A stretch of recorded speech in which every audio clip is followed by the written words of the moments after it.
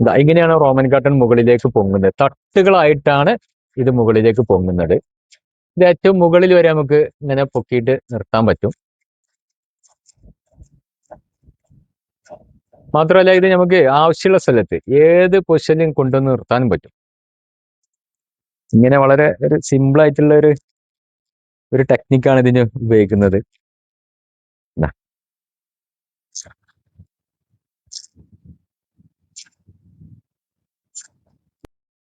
ഏറ്റവും ലേറ്റസ്റ്റ് ആയിട്ട് വന്ന ഡിലക്സ് സ്റ്റാൻഡ്. ഇപ്പൊ ഇതില് നൂല് ചുറ്റുന്ന ആ ഒരു രീതി നമുക്ക് നോക്കാം. വളരെ ക്ലിയർ ആയിട്ടാണ് ഇതിൽ നൂല് ചുറ്റുന്നത്.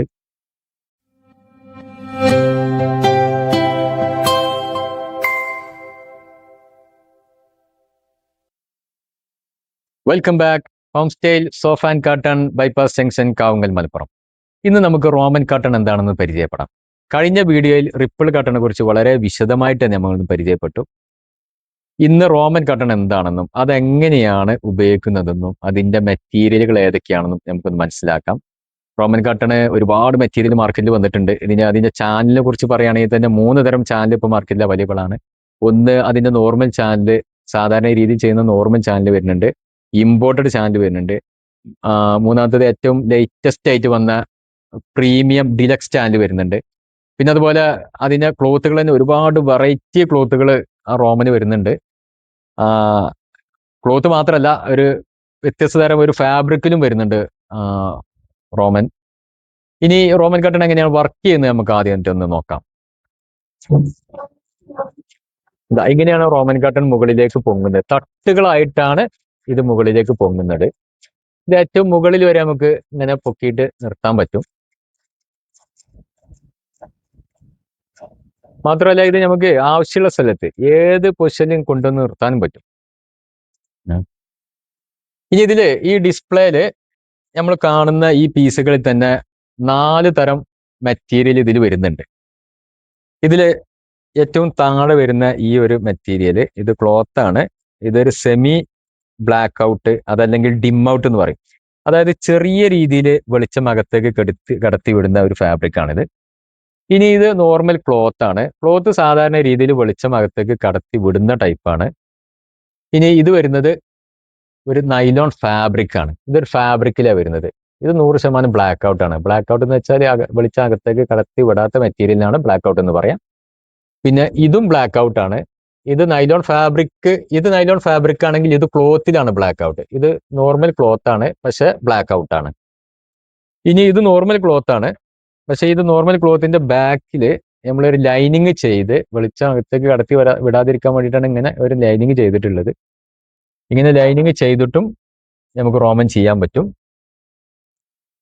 ഇതെല്ലാം അതിന്റെ വ്യത്യസ്ത ക്ലോത്തുകളിലും ഫാബ്രിക്കിലും ഒക്കെ ആയിട്ട് ഇങ്ങനെ ഡിസ്പ്ലേ ചെയ്തതാണ്. ഇനി ഇതിന്റെ ഒരു ബോട്ടം വെയിറ്റ് നമുക്കൊന്ന് കാണാം. ഒരു പ്രീമിയം ബോട്ടം വെയിറ്റ് ആണ് ഇപ്പോൾ ഈ ഒരു റോമന് കൊടുത്തിട്ടുള്ളത്. ഇനി ഇതല്ലെങ്കിൽ ഇതിലും ചെലവ് കുറഞ്ഞ മറ്റൊരു രീതി ഉണ്ട്. ഇത് ഒരു അലൂമിനിയം സ്കെയില് ഉള്ളിലേക്ക് ഇങ്ങനെ കയറ്റി വിടുന്ന രീതിയിൽ ഇങ്ങനെ ഒരു ഇതിലും റോമൻ ബോട്ടം വെയിറ്റ് ചെയ്യാൻ പറ്റും. പക്ഷെ ഇതിന്റെ ഒരു പ്രീമിയം ഒരു ലുക്ക് വരുന്നത് ശരിക്കും ഇങ്ങനെ ഒരു ബോട്ടം വെയിറ്റ് ചെയ്യുമ്പോഴാണ്.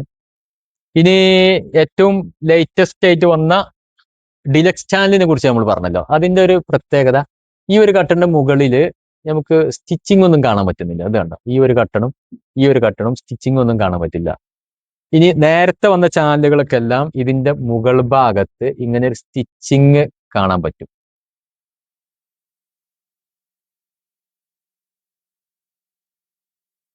അപ്പൊ ചാനലുകളും ഫാബ്രിക്കിലൊക്കെ ഒരുപാട് അപ്ഡേഷൻ റോമനിൽ വന്നിട്ടുണ്ട്. മുമ്പും റോമനെ കുറിച്ച് നമ്മൾ വീഡിയോ ചെയ്തിട്ടുണ്ട്. പക്ഷെ ഒരുപാട് അപ്ഡേഷൻ വരുമ്പോഴാണ് നമ്മൾ വീണ്ടും വീഡിയോ ചെയ്യുന്നത്. ഇനി ഈ റോമൻ ബ്ലൈൻസിന്റെ മുൻഭാഗമാണ് ഇപ്പൊ നമ്മൾ ഈ കാണുന്നത്. ഇതിന്റെ ബാക്ക് സൈഡ് നമുക്കൊന്ന് കണ്ടു നോക്കാം. അപ്പോഴാണ് ശരിക്കും ഇത് റോമൻ ബ്ലൈൻസ് എങ്ങനെയാണ് വർക്ക് ചെയ്യുന്നത് നമുക്ക് മനസ്സിലാക്കാൻ പറ്റുള്ളൂ. അപ്പൊ നമുക്ക് ഈ കർട്ടന്റെ ബാക്ക് സൈഡ് ഒന്ന് കാണാം.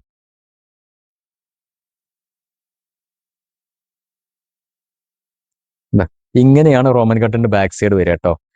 ഈ ഒരു ചാനലുകളൊക്കെ അൺസ്റ്റിച്ചഡ് ചാനലാണ് ഇതിന്റെ പേര്.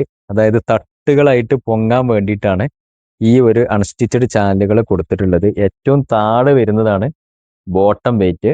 പിന്നെ വരുന്നതൊക്കെ അൺസ്റ്റിച്ചഡ് ചാനലുകളാണ്. മെയിൻ ചാനൽ ഏറ്റവും ടോപ്പിൽ വരുന്നു.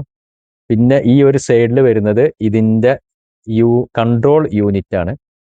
പിന്നെ ഇവിടെ ഒരു ഡ്രമ്മ് വരും, 2 ഡ്രമ്മ് വരും, പിന്നെ ഒരു എൻഡ് ടോപ്പും വരും. ഇനി ഈ ഒരു ഡ്രമ്മിന്റെ അകത്ത് നിന്നാണ് ഇത് പിന്നെ മുകളിലേക്ക് പൊങ്ങാനുള്ള നൈലോൺ നൂലുകൾ വരുന്നത്. അതായത് ഈ കൺട്രോൾ യൂണിറ്റിൽ ഈ ചെയിന് വലിക്കുമ്പോൾ ഈ കൺട്രോൾ യൂണിറ്റിൽ നിന്ന് ഒരു റാഡ് ഇതിന്റെ അകത്തേക്കൂടെ ഇങ്ങനെ പോകുന്നുണ്ട്.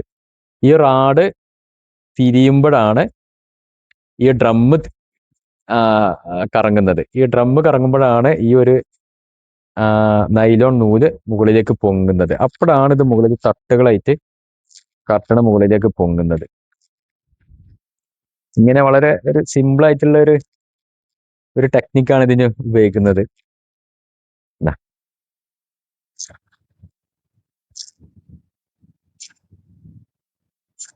ഇത്രയും ചാനലുകൾ വരുന്നുണ്ട് ഒരു റോമൻ കട്ടറിന്റെ ബാക്ക് സൈഡിൽ.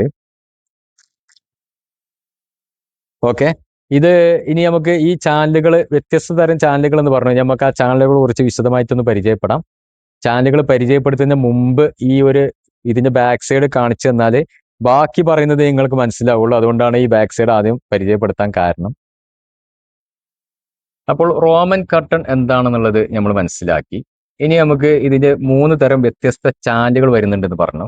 ആ വ്യത്യസ്ത ചാനലുകളെ കുറിച്ച് നമുക്കൊന്ന് വിശദമായിട്ടൊന്ന് പരിചയപ്പെടാം.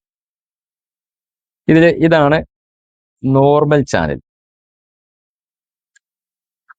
ഇത് ഇമ്പോർട്ടഡ് ചാനൽ, ഇത് ഏറ്റവും ലേറ്റസ്റ്റ് ആയിട്ട് വന്ന പ്രീമിയം ഡിലക്സ് ചാനൽ. ഈ ചാനല് ഇതിലുള്ള വ്യത്യാസം എന്ന് വെച്ചാൽ ഇത് കുറച്ച്, ഈ നോർമൽ ചാനൽ കുറച്ച് ലൈറ്റ് വെയിറ്റ് ആണ്. ഈ ഇമ്പോർട്ടഡ് ചാനലും അതുപോലെ പ്രീമിയം ഡിലക്സ് ചാനലും കുറച്ച് വെയിറ്റ് കൂടിയ ടൈപ്പാണ്. ഇതിൽ ഏറ്റവും പ്രധാനപ്പെട്ട ഘടകം ഇതൊന്നുമല്ല, ഇതിന്റെ ഡ്രമ്മാണ്. അതായത് നമ്മൾ നേരത്തെ അതിന്റെ കട്ടറിന്റെ ബാക്ക് സൈഡ് കാണിച്ചപ്പോൾ കാണിച്ചു, ഇതിന്റെ ഡ്രമ്മിൽ നൂല് ചുറ്റുന്നത് നമ്മൾ കാണിച്ചു.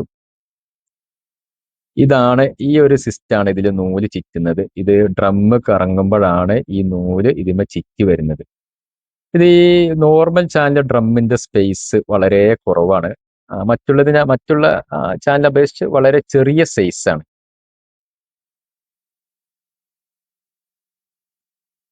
ഇനി ആ സ്ഥാനത്ത് നമ്മൾ ഇമ്പോർട്ടഡ് ചാനലിലേക്ക് പോകുമ്പോൾ ഇതിന്റെ ഡ്രമ്മ് കുറച്ച് വലിയ സൈസ് ആണ്. എത്ര ഹൈറ്റ് ഉള്ള കട്ടൺ ആണെങ്കിലും വളരെ ക്ലിയർ ആയിട്ട് ഇതിന്മേൽ ഈ നൂല് ചുറ്റുന്നുള്ളതാണ് ഇതിന്റെ പ്രത്യേകത. അതായത് ഹൈറ്റിലുള്ള കട്ടൺ ആണെങ്കിലും ഇത്രയും സ്പേസ് ഉണ്ട് ഇതിന് നൂല് ചുറ്റാൻ. നേരെ മറിച്ച് നമ്മൾ ഇതേ സ്ഥാനത്ത് നോർമൽ ചാനലിലേക്ക് മടങ്ങി വരികയാണെങ്കിൽ നോർമൽ ചാനൽ ഈ ഒരു സ്പേസിൽ നൂലെത്തിക്കഴിഞ്ഞാൽ പിന്നെ റിപ്പീറ്റ് ആണ് ചുറ്റുക. അപ്പൊ റിപ്പീറ്റ് ചുറ്റുമ്പോൾ ഇതിന്റെ മുകളിൽ ഈ ഒരു ആദ്യം ചുറ്റിയ നൂലിന്റെ മുകളിലേക്കാണ് രണ്ടാമത് ചുറ്റി വരിക. അങ്ങനെ ആകുമ്പോഴാണ് ഈ കർട്ടണ് പൊക്കുമ്പോൾ ഒരു ഭാഗത്തേക്ക് ചെരിഞ്ഞു പൊങ്ങുന്ന പ്രശ്നങ്ങളൊക്കെ വരാൻ കാരണം ഇതാണ്. അപ്പൊ ഹൈറ്റ് കൂടിയ കർട്ടണൊക്കെ ആണെങ്കിൽ പ്രത്യേകിച്ച് നമ്മൾ ഇമ്പോർട്ടഡ് ചാനൽ തന്നെ യൂസ് ചെയ്യാൻ ശ്രദ്ധിക്കണം. അതല്ലെങ്കിൽ ഡിലക്സ് ചാനൽ യൂസ് ചെയ്യാൻ ശ്രദ്ധിക്കണം. ഇതിപ്പോ ഇനി നമ്മൾ നോക്കാനുള്ളത് ഏറ്റവും ലേറ്റസ്റ്റ് ആയിട്ട് വന്ന ഡിലക്സ് ചാനൽ. ഇപ്പൊ ഇതിൽ നൂല് ചുറ്റുന്ന ആ ഒരു രീതി നമുക്ക് നോക്കാം. വളരെ ക്ലിയർ ആയിട്ടാണ് ഇതിൽ നൂല് ചുറ്റുന്നത്.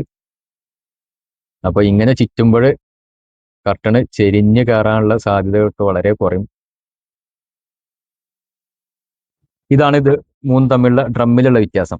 പിന്നെ വരുന്നത് ഇതിന്റെ കൺട്രോൾ യൂണിറ്റ് ആണ്. കൺട്രോൾ യൂണിറ്റ് താരതമ്യേന നോർമൽ ചാനൽ ആ ഒരു ചെറിയ കൺട്രോൾ യൂണിറ്റ് ആണ്. ഇത് ഇമ്പോർട്ടഡ് ചാനൽ, ഇത് ഡീലക്സ് ചാനൽ. ഈ ഡീലക്സ് ചാനൽ ഇമ്പോർട്ടഡ് ചാനൽ തമ്മിൽ വലിയൊരു വ്യത്യാസം ഇല്ല കൺട്രോൾ യൂണിറ്റിൽ. ഇത് കുറച്ച് ചെറിയ ഒരു കൺട്രോൾ യൂണിറ്റ് ആണ്. എന്നാലും കൺട്രോൾ യൂണിറ്റിന് കംപ്ലൈന്റ് ഒന്നും പറയാനില്ല, ചെറുതാണെങ്കിലും ഒരു കുഴപ്പമില്ല.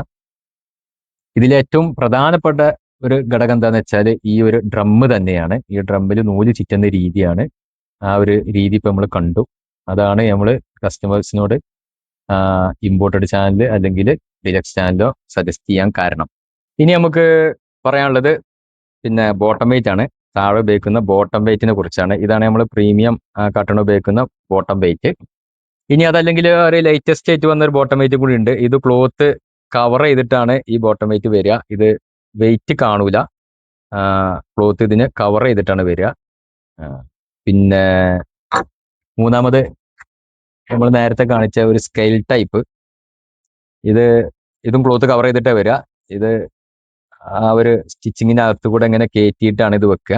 പക്ഷെ താരതമ്യേന വെയിറ്റ് ഇതിന് കുറച്ച് കുറവാണ്. വെയിറ്റ് കുറച്ചും കൂടി കൂടുതലുള്ള ബോട്ടം വെയിറ്റ് ഉപയോഗിക്കണം എന്നുള്ളതാണ് ഞങ്ങൾ പറയുക. കാരണം എപ്പോഴും അതിൻ്റെ ഒരു നൂല് ഈ ഒരു നൈലോൺ നൂല് സ്ട്രൈറ്റ് ആയിട്ട് അല്ല ടൈറ്റ് ആയിട്ട് നിൽക്കണം എന്നുണ്ടെങ്കിൽ താഴെ ഉപയോഗിക്കുന്ന ബോട്ടം വെയിറ്റിന് അത്യാവശ്യം വെയിറ്റ് വേണം. അപ്പോൾ ഈ ഒരു ചാനലോ അല്ലെങ്കിൽ ഇതോ യൂസ് ചെയ്താൽ ആ ഒരു കുഴപ്പം വരൂല. സ്കെയില് താരതമ്യേന വെയിറ്റ് കുറവാണ്. ഇനി ഇതാണ് അതിന്റെ അകത്ത് വരുന്ന ആ ഒരു റാഡ് വരുന്നത്. അതായത് കൺട്രോൾ യൂണിറ്റും ഡ്രമ്മും കണക്ട് ചെയ്യുന്ന റാഡാണ് ഇത്. പിന്നെ വരുന്നത് അൺസ്റ്റിച്ചഡ് ചാനൽ. അൺസ്റ്റിച്ചഡ് ചാനൽ എല്ലാ മെറ്റീരിയലിനും ഒരേ ടൈപ്പ് ചാനലാണ് വരുന്നത്. ഇത് തട്ടുകളായിട്ട് നമ്മൾ പൊങ്ങുന്ന രീതി കാണിച്ചില്ല, തട്ടുകളായിട്ട് പൊങ്ങാൻ ഉപയോഗിക്കുന്ന ചാനലാണ് അൺസ്റ്റിച്ചഡ് ചാനൽ. ഇത് നമ്മൾ normal channel, imported channel, deluxe channel ഏത് സെലക്ട് ചെയ്യുകയാണെങ്കിലും ഈ ഒരു തട്ടുകളായിട്ട് പൊങ്ങാനുള്ള അൺസ്റ്റിച്ചഡ് ചാനൽ എല്ലാം സെയിം ആണ്. അപ്പോ ഇത്രയാണ് നമുക്ക് ഇതിന്റെ ചാനലിനെ കുറിച്ച് പിന്നെ പറയാനുള്ളത്. ഇനി നമുക്ക് ഇതില് ഏറ്റവും പ്രധാനപ്പെട്ട ഒരു ഭാഗം ഇതിന് ഉപയോഗിക്കുന്ന ക്ലോത്തുകളാണ്. അത് നമുക്ക് ഒരു വിശദമായിട്ടുള്ള ഒരു വീഡിയോ തന്നെ ചെയ്യേണ്ടി വരും. അതുകൊണ്ട് നമുക്ക് ഈ ഒരു വീഡിയോ ഇവിടെ വൈൻഡപ്പ് ചെയ്യാം. എന്നിട്ട് നമുക്ക് അടുത്ത വീഡിയോയിൽ ഇതിന്റെ ഫാബ്രിക്കുകളെ കുറിച്ചും ക്ലോത്തുകളെ കുറിച്ചും വിശദമായിട്ട് നമുക്കത് മനസ്സിലാക്കാം. Thank you.